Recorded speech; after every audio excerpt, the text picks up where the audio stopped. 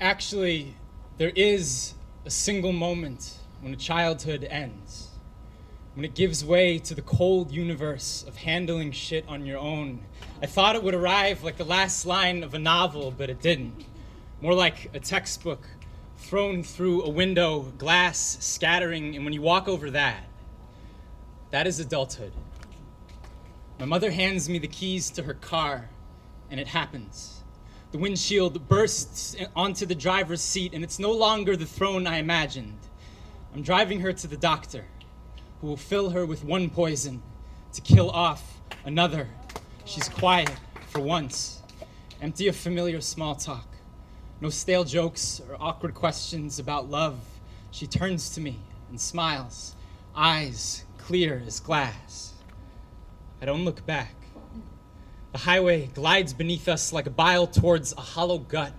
She's wrapped her head in a shimmering green scarf. It reminds me of spring, before illness caught up to my mother, when all was new and living and cool rain made the streets gleam like soft glass.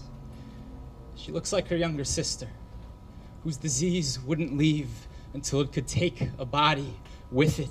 This sickness coiling like ivy around our family, a canvas for scars, a throat swollen with eulogies. Mom is optimistic. She's convinced that the assassin in her breast arrived with too dull a knife, too impotent a poison. She's known women who have willed themselves to live, who've stolen whole years from the slow hands of death. She's not worried, but I am. At the oncologist, a nurse slips a thin tube into her skin. The row of 8 patients in padded brown recliners form a quiet militia, a weary infantry unsure if they'll live to see peace. I ask my mother if I should stay. She shakes her head. No. Goes back to reading her magazine. My mother, who is blameless and sacred, strong and maybe dying, stubborn and still at least half of all the goodness in me.